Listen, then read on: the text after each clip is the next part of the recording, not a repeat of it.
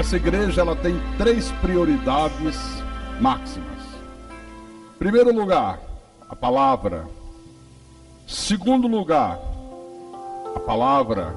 Agora, em terceiro lugar, aí vem a palavra. A palavra é prioridade absoluta nesta igreja. Amém? Pode glorificar a Deus com palmas.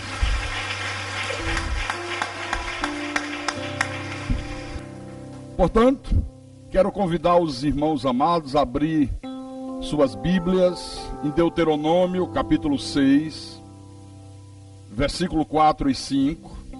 E o tema da mensagem de hoje é o amor a Deus. Você sabia que 90% ou mais das pessoas que se dizem religiosas, que se dizem cristãs, crente, evangélica, não sabe o que é amar a Deus? Pastor, 90% não sabe. Você vai ver isso. Deuteronômio, capítulo 6, versículo 4 e 5. Vocês estão ouvindo bem aí atrás? Tá bom aí atrás o som? Ok.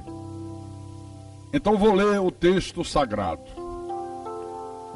Ouve, Israel, o Senhor nosso Deus é o único Senhor.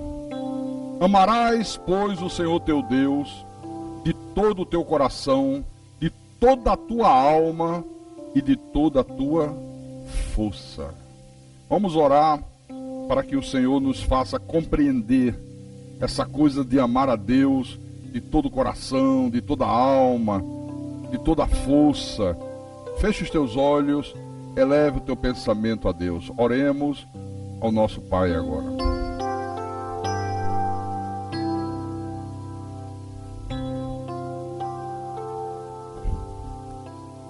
Senhor Jesus Cristo, o Senhor é o Deus soberano, o único e soberano Deus.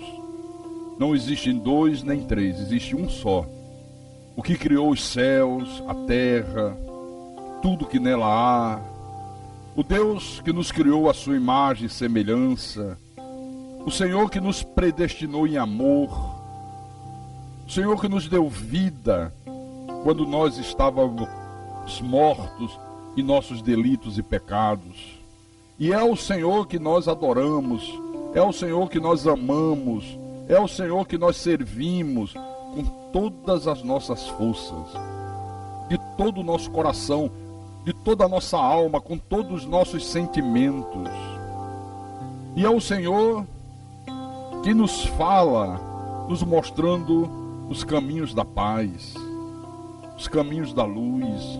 A tua palavra é o alimento da alma, é o alimento do espírito. A tua palavra é que nos liberta, é que nos faz livres, é que nos faz conhecer o Senhor como o Senhor quer ser conhecido, não como os homens têm te apresentado, mas o Deus de amor, de bondade, de misericórdia, o Deus santo, o Deus justo. E nessa manhã, meu Deus, queremos mais uma vez ouvir a tua voz. Queremos que o teu Espírito nos ensine verdades eternas.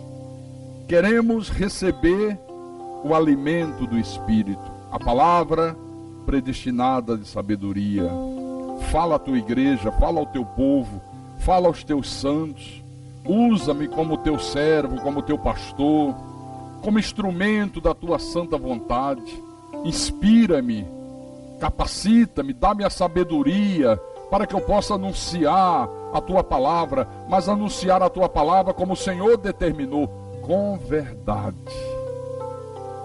E que tudo que seja proclamado, meu Pai, desse púlpito, que seja para a tua honra, para a tua glória, para o teu louvor e para o crescimento espiritual dos teus pequeninos.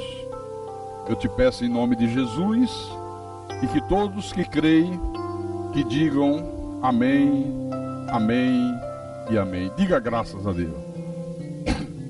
Meus irmãos amados e minhas irmãs em Cristo, desde a época que Deus tirou o povo de Israel do Egito, a época do Êxodo, que Moisés, que era o grande comandante do povo de Israel, enfatizava o amor que Deus tinha por Israel e enfatizava a importância, a necessidade de Israel amar a Deus na mesma medida, na mesma proporção. Então Moisés sempre enfatizava isso. Ele dizia: olha, Israel, se vocês obedecerem os mandamentos de Deus, Deus vai fazer com que vocês conquistem o inimigo, com que vocês possuam a terra prometida, com que vocês vivam uma vida longa, com que vocês desfrutem de todas as benesses de Deus. Sempre enfatizou isso.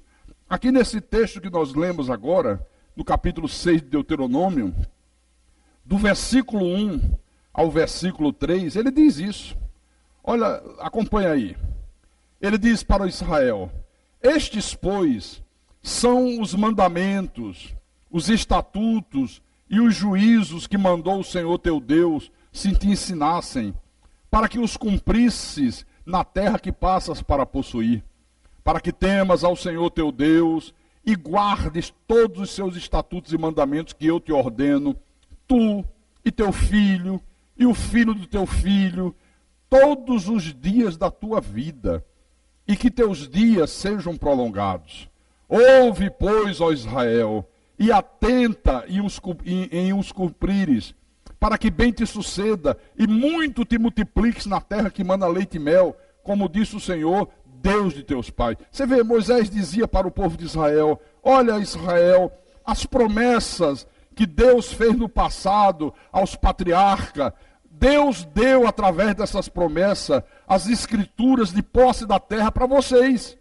Mas vocês só vão poder tomar posse, só vão poder desfrutar da terra se vocês obedecerem a Deus, se vocês obedecerem ao Senhor. Ele fez a promessa aos patriarcas, Abraão, Isaac, Jacó. Essas promessas garantem a vocês a escritura da terra, mas só pode tomar posse da terra se vocês obedecerem ao Senhor. Por isso que no versículo 4 e 5, ele diz: ouve, Israel, quer dizer, dá ouvido ao que eu digo, faça o que eu digo. O Senhor nosso Deus é o único Senhor. Amarás, pois, o Senhor teu Deus de todo o teu coração, de toda a tua alma e de toda a tua força. Ele está dizendo aqui o seguinte, que essa obediência é o que significava amar a Deus de todo o coração, de toda a tua alma, de toda a tua força. Não pode se amar a Deus a não ser através da obediência. A história do povo hebreu, você vê isso, mostra que em várias oportunidades o povo de Israel se esqueceu disso aqui, achou que eles eram merecedores das bênçãos divinas, começaram a imaginar que era uma obrigação de Deus abençoá-los, e aí começou a desobediência à palavra, e eles foram tremendamente castigados por essa rebeldia. Então, irmãos, o amar a Deus através da obediência à palavra era a verdade que era ensinada no Velho Testamento, na Velha Aliança, na dispensação da lei. E esse era o maior de todos os mandamentos. Agora, o que aconteceu? A lei findou, a Velha Aliança foi revogada, o Senhor Jesus estabelece uma nova aliança, a dispensação da graça, e Jesus vem e ratifica tudo que Moisés ensinou nesse aspecto. Ou seja, Jesus diz que esse amor a Deus, através da obediência à palavra, continuava sendo hoje o principal mandamento de Deus para a igreja, o principal mandamento de Deus para o seu povo. Então, se nós hoje, como a Bíblia diz, somos o Israel espiritual, se nós obedecermos os mandamentos de Deus, o que vai acontecer? Nós vamos derrotar os nossos inimigos, nós seremos bem-sucedidos, nós teremos longevidade, vida longa, nós iremos desfrutar de todas as bênçãos de Deus, mas se nós obedecermos os mandamentos. Então, as promessas de Deus para nossas vidas estão aqui na Bíblia. O poder de Deus está aí para se manifestar em teu favor, em meu favor, em nosso favor, mas nós só poderemos desfrutar de tudo isso se formos obedientes aos mandamentos de Deus. Não há outra possibilidade, não há outro caminho, não há desvios. A condição sine qua non para que alguém seja abençoado por Deus é a obediência aos mandamentos dele. Vamos ver Jesus ensinando isso? Moisés ensinou, vem a nova aliança e Jesus ratifica. Abra no livro de Mateus, capítulo 22. Mateus capítulo 22, versículo 34 em diante. Todos já encontraram? Porque é importante que você leia na tua Bíblia. É importante que você acompanhe. Aqui na Cristo é Vida, se você vier ao culto e não trouxer Bíblia, o culto não vai ser muito útil para você. Porque você tem que acompanhar, você tem que ler o que Deus está falando, conferir coisas espirituais com espirituais. Então vamos lá. Mateus 22, versículo 34 em diante. Entretanto, os fariseus, sabendo que ele fizera calar os saduceus, reuniram-se em conselho. E um deles, intérprete da lei, experimentando, lhe perguntou: Mestre, qual é o grande mandamento na lei? E Jesus respondeu: Amarás o Senhor teu Deus de todo o teu coração, de toda a tua alma e de todo o teu entendimento. Este é o grande e primeiro mandamento. Amarás o Senhor teu Deus de todo o teu coração, de toda a tua alma e de todo o teu entendimento. O problema é que a igreja não sabe o que é amar a Deus. As pessoas não têm entendido o que significa amar a Deus. Elas não sabem o que é amar a Deus, sabe por quê? Porque na igreja moderna, só se ouve falar de bênçãos, não se fala de outra coisa. A ideia que as pessoas têm é que Deus é um garçom de crentes. Sabe aquela coisa de garçom, que está sempre pronto para atender os pedidos? Assim como um garçom está no restaurante para servir, elas imaginam que Deus está aí somente para abençoá-las, somente para atender os seus pedidos, somente para suprir as suas necessidades.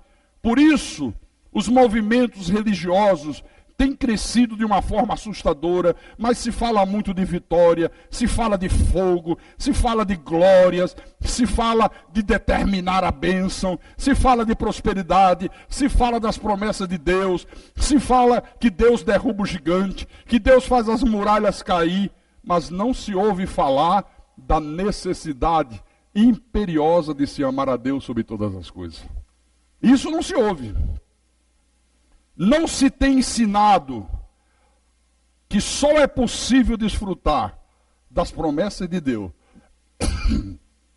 das bênçãos de Deus, do poder de Deus, se nós amarmos a Deus mediante a obediência aos seus mandamentos. Isso é ignorado completamente. O que se ensina é que a pessoa pode conquistar as bênçãos de Deus se fizer jejum. Irmão, jejua, que Deus te abençoa. O outro diz, não, você vai ser abençoado se você fizer uma corrente de 12 semanas. O outro diz, se você der dinheiro na fogueira santa. Se você orar muito num círculo de oração. O outro diz, se você mandar R$1.000 para mim, pede na televisão, Deus vai te abençoar. Outros dizem, não, Deus vai te abençoar se você fizer promessa para o Santo Católico. Se você fizer uma romaria, Padre Cícero. Se você fizer um trabalho de macumba numa encruzilhada. E por aí vai. E por aí vai. Por isso, meus irmãos, que a maioria das pessoas só vão a Deus por causa das suas necessidades. Porque elas só ouvem falar que Jesus cura, que Jesus abre portas, que Jesus dá prosperidade, que Jesus liberta, que Jesus batiza com o Espírito Santo. Só ouvem falar disso. A mente das pessoas estão condicionadas a verem Deus como um garçom. Garçom, uma água mineral. Garçom, um sanduíche. Garçom, uma batata frita. E o garçom vem e atende. Então elas começam a ver Deus como um garçom de crente.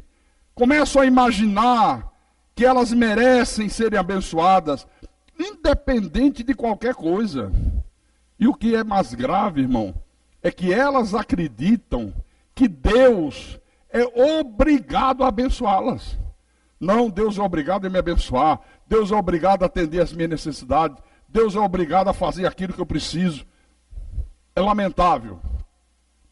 Ninguém fala da necessidade imperiosa, vital, de se amar a Deus de todo o seu coração, de toda a sua alma, de todo o seu entendimento. Agora, esse amar a Deus não é um amor de palavras. Não basta você dizer, eu te amo, Jesus. Não basta vir a um templo e ouvir uma pregação. Não basta você evangelizar. Não basta você pregar. Não basta você ser um diácono.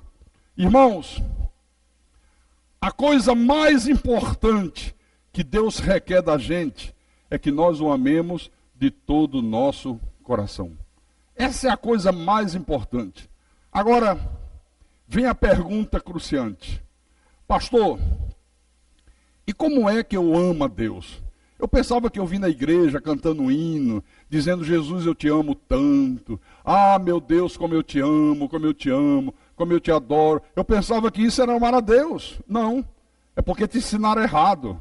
Deixa eu mostrar para você, Jesus ensinando como é que se ama a Deus. Abra no livro de João, Mateus, Marcos, Lucas, João, capítulo 14.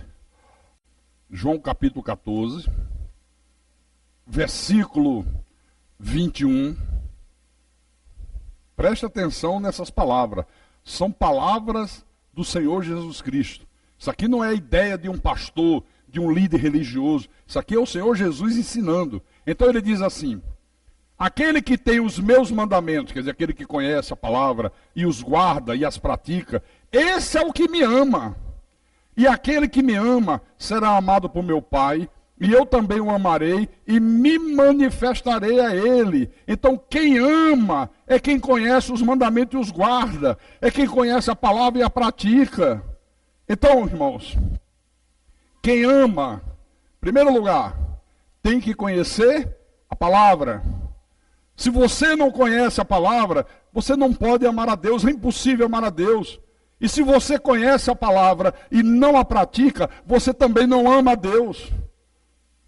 A pessoa diz que ama a Deus, mas é uma pessoa de vida imoral, de vida indecente. Diz que ama a Deus, mas adultera, se prostitui, é uma pessoa mentirosa, é uma pessoa desonesta, é uma pessoa que faz fofoca, às vezes é um mau pai, às vezes é um mau filho, um péssimo marido, uma péssima esposa. Mas ela diz, eu amo o Senhor, eu amo a Deus. Mentira! Mentira! Diz que ama a Deus, mas não congrega, falta mais cultos do que está presente, faz da igreja um clube de lazer, onde vem no dia que quer e sente vontade. Outros dizem, não, eu amo a Deus, mas eu não preciso ir ao templo, eu mesmo sou a igreja, eu na minha casa sou a igreja, não preciso ir ao templo. Isso é uma das maiores heresias que eu já ouvi nos últimos tempos. A igreja, ela é uma instituição divina. Não tem esse papo de você sozinho em casa ser a igreja. Não, mas eu junto meia dúzia de irmãos que também pensam como eu e nós formamos a igreja. Mentira, a igreja é uma instituição, a igreja não é uma anarquia. O Senhor estabeleceu a igreja tem um governo, não é como muitas pessoas imaginam. Então, diz que ama a Deus, mas frequenta lugares impuros, frequenta ambientes onde só rola bebida, cigarro, drogas, prostituição, mas diz que ama a Deus. Não é? Não ama? Aqui no versículo 23, Jesus continuou e disse, se alguém me ama, guardará a minha palavra, e meu Pai o amará, e viremos para ele e faremos nele morada. Quem não me ama, não guarda as minhas palavras, e a palavra que estás ouvindo não é minha, mas do Pai que me enviou. Olha, não adianta fugir disso aqui. Quem ama Jesus, pratica a palavra. Guarda a palavra dentro do coração, vive a palavra, é dirigido pela palavra. Ele, se alguém não pratica a palavra, se alguém não guarda a palavra dentro do coração, não me ama. Não me ama. Pode fazer jejum, pode fazer vigília, pode ficar 12 horas com o joelho em cima de caroço de milho, pode fazer o que quiser. Ele está dizendo, não me ama. Então, em primeiro lugar, conhecer a palavra. E aí você vê a importância de uma igreja como esta aqui. Eu estava ali para entrar subir ao altar, o diácono Daniel estava ali comigo, e ele disse: pastor Carlos Magno, eu não encontrei em lugar nenhum uma igreja que prega as verdades que essa igreja prega. Foi aqui que eu conheci a plenitude da verdade de Deus. Foi aqui que eu aprendi a conhecer Deus como Deus quer ser conhecido. Que bom ouvir isso. E é verdade mesmo. Agora, os filhos do diabo, eles não sentem nenhuma necessidade de conhecer a palavra. E quando alguém explana a palavra para eles, eles não conseguem entender.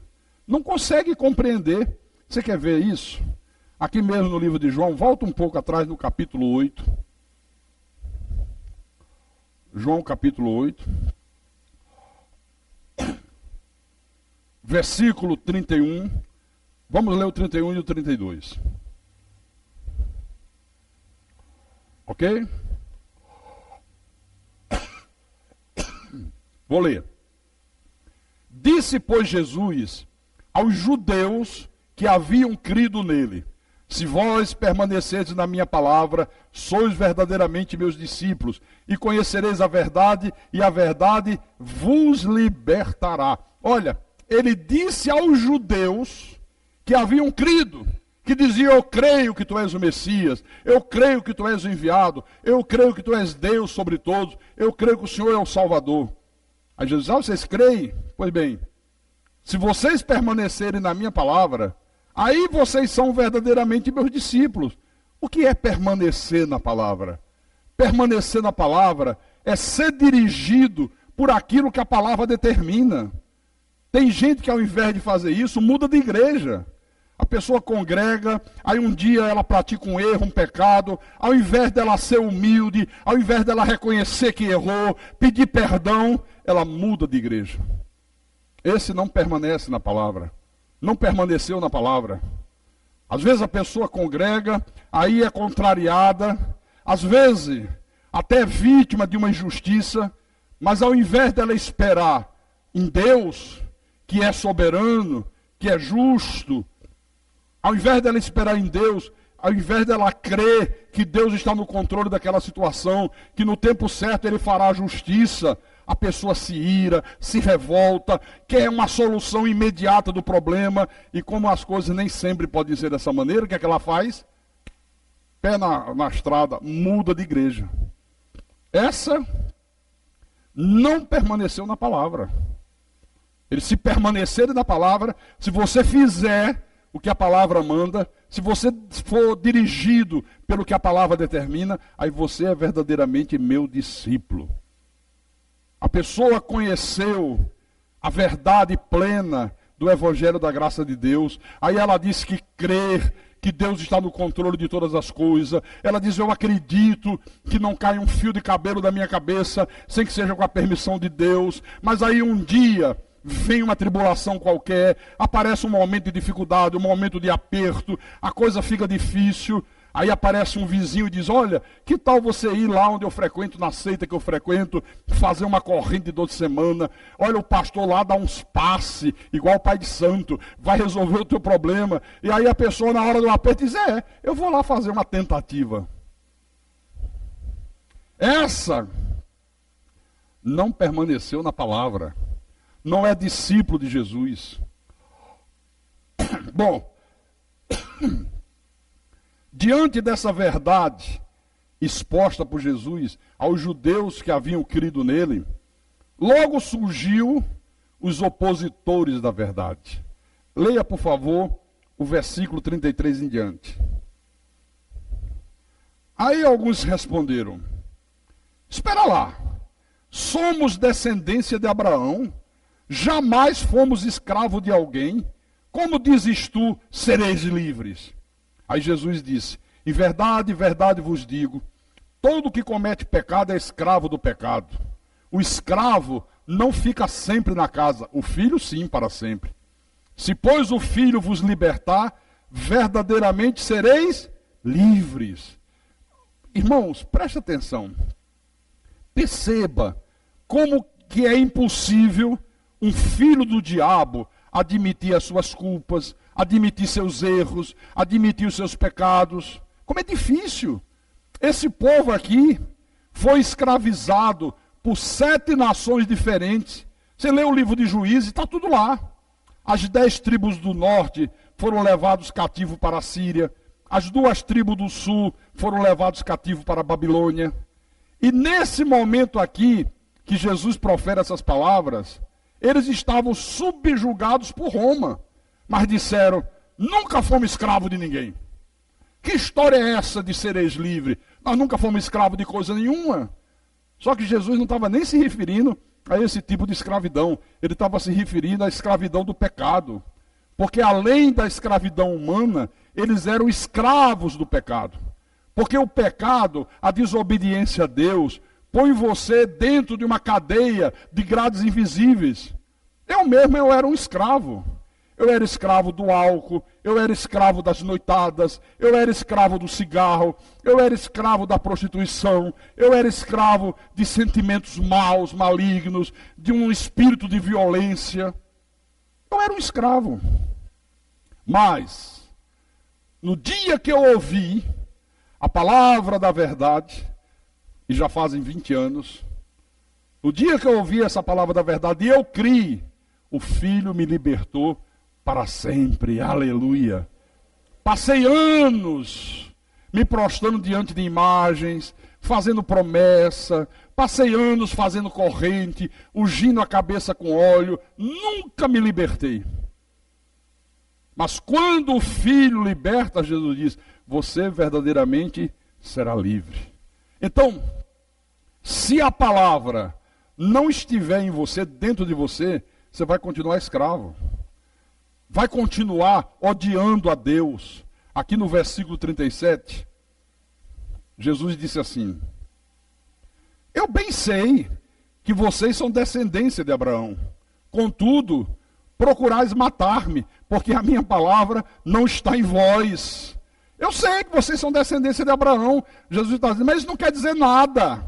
É como a pessoa que diz, não, eu batizei nas águas, não, eu agora não tenho mais televisão em casa, eu agora não vou mais à praia. Eu disse, sim, mas você me odeia? Eu sei que vocês são descendência de Abraão, mas vocês procuram me matar. Sabe por quê? Porque a minha palavra não está em vocês. Tem muita gente dentro das igrejas, mas que a palavra não está dentro dela. Está dentro da igreja, mas a palavra não entrou dentro dela. No versículo 43, ele continuou. Qual a razão porque vocês não compreendem a minha linguagem? Por que vocês não compreendem a minha palavra? E o próprio Jesus respondeu, é porque vocês são incapazes de ouvir, incapazes de obedecer a minha palavra. O filho do diabo, ele tem uma incapacidade de obedecer. Não adianta, não vai obedecer nunca. Não há possibilidade dele obedecer. Aí Jesus explicou no versículo 44. Vós sois do diabo, que é vosso pai, e quereis satisfazer os desejos. Ele foi homicida desde o princípio, e jamais se firmou na verdade, porque nele não há verdade. Quando ele profere mentira, fala do que é próprio, porque é mentiroso e pai da mentira. Olha que coisa interessante. Isso não é ensinado nas igrejas. Quem ouve a palavra e não a compreende, não a pratica, não a obedece, é por quê? Estão com medo de falar, pessoal? É porque, o que ele disse aqui? É porque é filho do diabo. A pessoa não obedece, não tem jeito. Às vezes está dentro de um templo, frequenta cultos, ouve 500 mil sermões, tem Bíblia, lê de frente para trás, de trás para frente, mas não consegue ser obediente à palavra. Jesus disse, é porque vocês são incapazes de obedecer. Só obedece quem é meu filho. Vocês são filhos do diabo. No versículo 47, ele continuou. Quem é de Deus, ouve as palavras de Deus. Olha, esse ouve é obedece. Não é ouvir com esses ouvidos aqui de carne, de orelha grande. Com isso aqui todo mundo ouve. Todo mundo aqui está ouvindo. Eu pergunto, todo mundo aqui obedece? Eu todos os dias faço 1 hora de programa de rádio. Você tem ideia de quantas milhares e milhares de pessoas ouvem o que eu ensino, o que eu prego e conferem na Bíblia e não obedecem? Então ele disse, quem é de Deus, diga amém. É fácil dizer amém, né? Se fosse pelo amém, todo mundo seria. Porque todo mundo diz amém. Eu sou. Eles não. Quem é de Deus, ouve as palavras de Deus. Obedecem a palavra. Por isso, não me dais ouvidos, porque não sois de Deus. Então, quem é de Deus, conhece a palavra e pratica a palavra. Irmãos amados, igreja de Jesus Cristo, apenas frequentar uma igreja, ouvir sermões, cantar hinos, não significa nada. Nesse momento que nós estamos aqui, existem no mundo inteiro milhões de pessoas que estão abarrotando milhões e milhões de templos. Mas isso por si só não significa nada, absolutamente nada. O que vale para Deus são aqueles que conhecem a palavra, entendem a palavra e praticam a palavra. Você está aqui agora, você ouve a palavra, mas saiba de uma coisa, os olhos de Deus estão postos sobre você depois que você sai do culto. Aí é que ele vai ver se você ouviu, se você entendeu, se você pratica. Deus vê o que você faz na internet. O que você faz na internet? Que sites você navega? O que você vê na internet? Deus vê o que você assiste na televisão, ouve a palavra, vê Deus falando que tem que viver uma vida santa, ter procedimento santo, mas sai da igreja, aí vai assistir a Fazenda do Edir Macedo, vai assistir o Big Brother, vai assistir novelas imorais, novelas indecentes, novelas que fazem apologia do adultério, da traição, da desobediência de filhos a pais. Mas ouviu a palavra, praticou a palavra? Não. Absolutamente não. Você sai daqui, os olhos de Deus estão postos sobre você. Deus vê com quem é que você se relaciona, com quem você namora, como você namora. Por isso que ele diz, aquele que tem os meus mandamentos e os guarda, esse é o que me ama. Quem não me ama, não guardará as minhas palavras. Não guardará, não obedecerá, não praticará. Olha, meu irmão e minha irmã, o Senhor Jesus, ele não revogou a lei moral. Aquela lei que Deus deu a Moisés escrita em tábuas de pedra, aquilo não foi revogado. O que Jesus revogou e encravou na lei, na cruz, foi a lei cerimonial, que era composta de várias ordenanças, de vários rituais, e que foi escrita por Moisés no livro. Foi essa lei que foi revogada. Por exemplo, segura aí, venha comigo em Deuteronômio. Deuteronômio, capítulo 31. Marque aí na tua Bíblia. Versículo 24 em diante.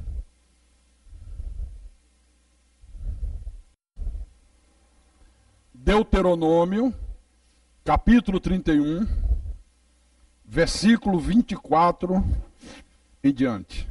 Vou ler, tá?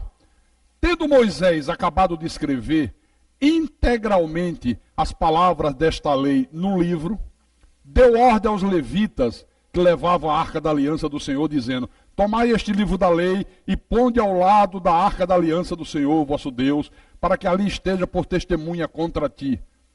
As tábuas de pedra estavam aonde na arca? Dentro. A lei escrita por Moisés, que era composta de muitas ordenanças, de muitos rituais, estava do lado de fora da arca. Foram escritas por Moisés no livro. Por exemplo, venha em Lucas capítulo 2. Lucas capítulo 2.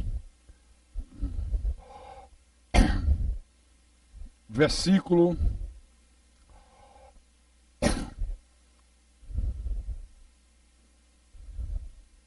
21 em diante. Olha o que é que diz aqui. Jesus nasceu em Belém. Aí ele diz: completados 8 dias para ser circuncidado o menino, deram-lhe o nome de Jesus, como lhe chamaram o anjo antes de ser concebido. Passados os dias da purificação deles, segundo a lei de Moisés, levaram-no a Jerusalém para o apresentarem ao Senhor, conforme o que está escrito na lei do Senhor. Todo primogênito ao Senhor será consagrado, e para oferecer um sacrifício, segundo o que está escrito na referida lei, um par de rolas ou 2 pombinhos. Eu pergunto, isso estava na lei moral de Deus? Hã? Hoje precisa levar uma criança para apresentar a Deus? Oferecer uma oferta de 2 passarinhos ou 2 pombinhos? Não. Foi isso que foi revogado. Eram esses rituais, eram essas ordenanças que Deus revogou na cruz. Porque tudo isso apontava para a pessoa de Jesus Cristo. Amém? Agora, eu quero mostrar para você nessa manhã, não vou mostrar toda ela não, mas mostrar para você que a lei moral de Deus está na nova aliança, está hoje em vigor. Por exemplo, quando Deus deu as tábuas da lei a Moisés, ele começa dizendo: não terás outros deuses diante de mim. Não é isso? Vamos ver isso. Abra em 1 Coríntios, capítulo 8.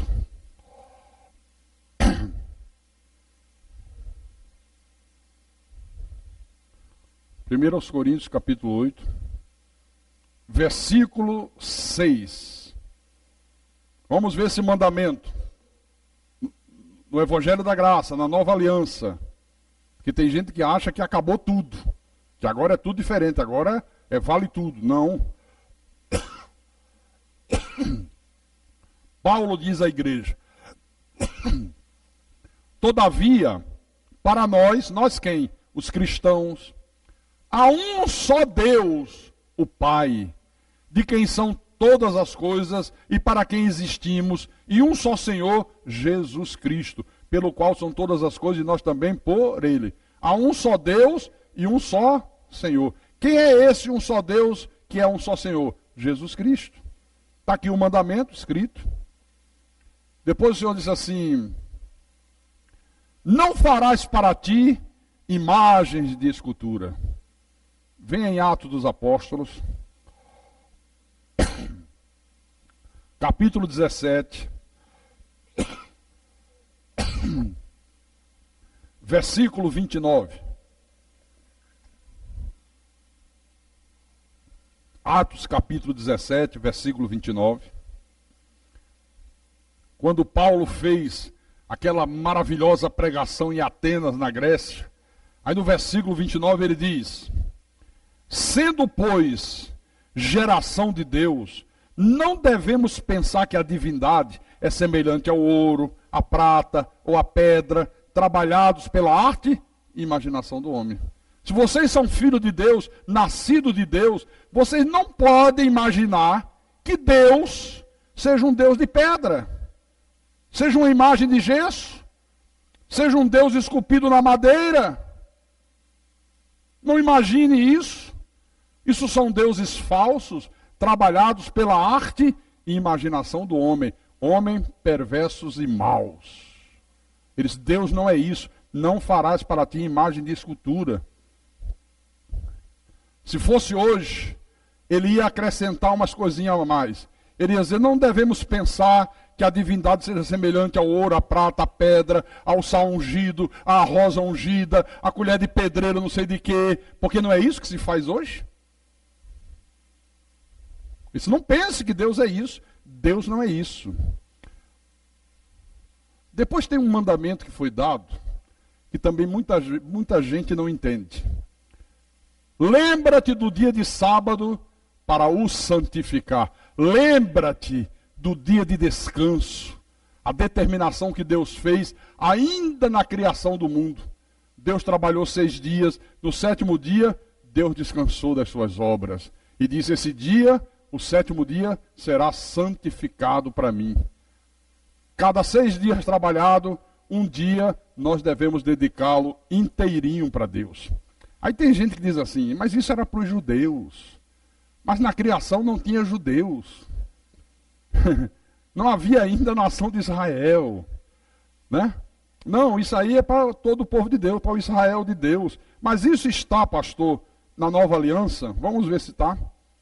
Atos capítulo 20. Atos capítulo 20. Versículo 7.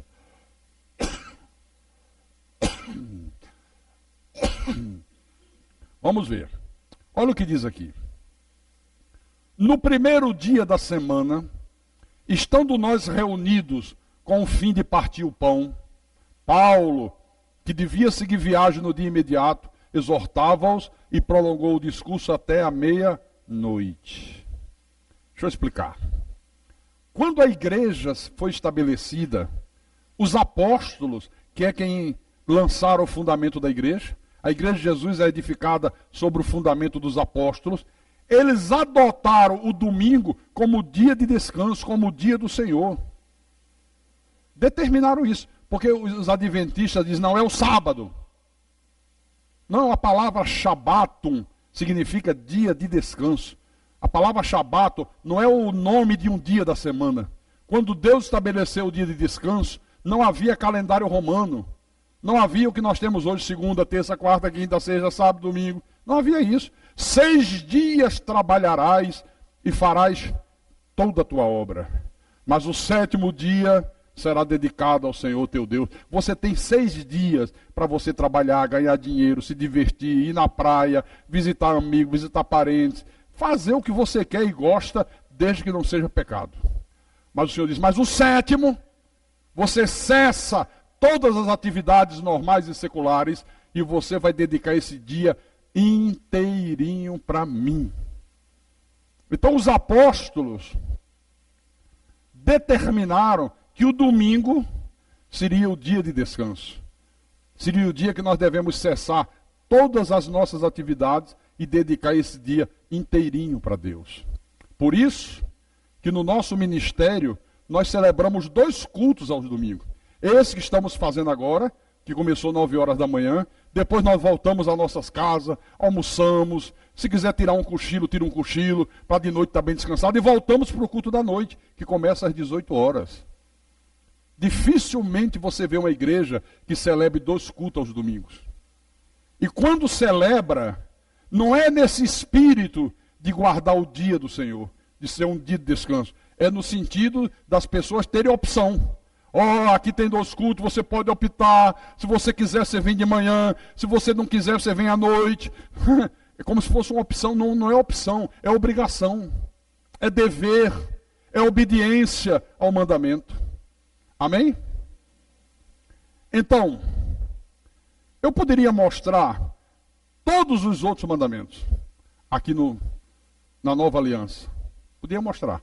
Mas eu creio que esses aqui são suficientes, porque hoje é dia de festa, temos algumas atividades para vocês, e eu não posso me estender muito no meu sermão. Então, irmãos, só ama a Deus quem faz aquilo que Deus manda.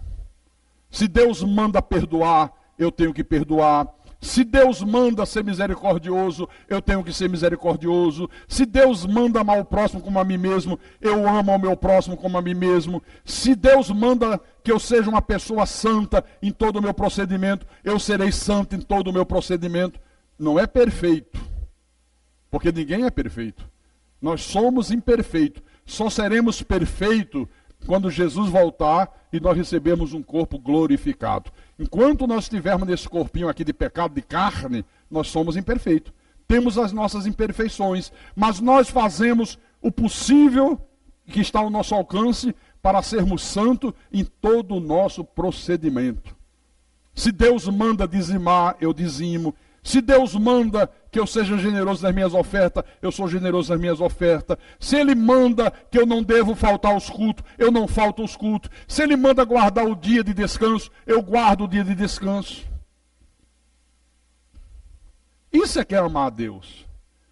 Se eu não faço aquilo que Deus manda, eu não amo a Deus. E se eu não amo a Deus pela obediência, eu não sou um salvo. Você já parou para pensar quanta gente vai ser pega de surpresa? Crendo que é salvo e não é salvo? Quando chegar aquele dia que Jesus voltar, Jesus vai dizer, nunca vos conheci. Mas Senhor, eu ia sempre nos cultos da igreja, eu cantava aquele hino, eu te amo, mas que a abelha ama a flor. Ah é? Mas você nunca me amou. Você nunca obedeceu a minha palavra. Você ouviu 500 milhões de vezes que tem que perdoar, você não é perdoador. Você ouviu 500 milhões de vezes que tem que amar o próximo como a si mesmo. Você nunca amou o próximo, você sempre foi egoísta. Você sempre pensou em você mesmo. Você cansou de ouvir que não pode ficar faltando cultos, a não ser se tiver um motivo justo. E quantos dias de culto você deixava de estar na minha casa para estar na tua? Às vezes diante de uma televisão, às vezes jogando conversa fora, às vezes batendo papo com o vizinho, ao invés de estar no culto. Nunca vos conheci. Apartai-vos de mim, malditos, para o fogo eterno. Mas Senhor, eu tinha uma Bíblia. Mas você nunca me amou. Você nunca obedeceu a minha palavra. Você foi um péssimo marido. Você foi uma esposa insubmissa. Você foi um péssimo filho. Você foi um péssimo pai, uma péssima mãe. Apartai-vos de mim. Jesus chegou diante da multidão e disse, por que me chamais Senhor, Senhor, e não fazeis o que eu vos mando? É fácil chamar Senhor, Senhor. É fácil cantar um hino. É fácil dizer, Senhor, eu te amo, mas que a abelha ama a flor. Isso é fácil. Mas por que vocês não fazem o que eu vos mando? Por que vocês não obedecem a minha palavra? Por que vocês não fazem o que eu determino? Por que vocês não vivem de acordo com o que a minha palavra manda? Apartai-vos de mim, malditos, para o fogo eterno. Isso não se prega nas igrejas. Por isso, o que tem de gente enganada, você não faz ideia. A pessoa não faz nada do que Deus manda, é um desobediente, zomba de Deus, escarnece de Deus, mas o pastor diz, não, irmão, você aceitou Jesus, você está salvo. Não, irmão, você batizou nas águas, você agora é um cristão, você agora tem direito à vida eterna com Deus. Tudo contrário à Bíblia. E as pessoas são enganadas, as pessoas são iludidas. Não há respeito por Deus, não há reverência a Deus. Começa o culto, Deus está falando, a pessoa está com o telefone ligado, o telefone aí, levanta e vai atender o telefone. Que respeito por Deus tem uma pessoa dessa? Quantas vezes acontece isso nas igrejas? Quantas vezes acontece isso nos cultos? Deus está falando e a pessoa está fofocando com a pessoa do lado. Tu viu fulana? Aleluia, glória a Deus, o pastor está falando. Tu prestou atenção na roupa que ela veio hoje? Não há reverência, não há temor, não há obediência. Diz que ama a Deus, mas sonega imposto. Faz nota fiscal fria. Diz que ama a Deus, mas é desonesto nos negócios. É um mentiroso de carteirinha. Jesus disse, não. Esse não me ama. Quem me ama, guarda a minha palavra, guarda os meus mandamentos e os pratica. E eu termino fazendo uma pergunta para cada um de nós que está aqui. Será que diante do que nós ouvimos, nós podemos dizer, olha, estou tranquilo, eu amo a Deus? Será que você poderia dizer com segurança, eu amo a Deus? Diante do que você ouviu? Ou será que você, diante do que você ouviu, você está com a cabeça fervendo, a tua consciência está acusando, o Espírito Santo está dizendo, conserta a tua vida. E se você ama a Deus, você conserta. Você conserta mesmo. Amém? E quem tem ouvidos para ouvir, que ouça o que o Espírito de Jesus Cristo falou com a igreja nesta manhã, em nome do Senhor. Aleluia.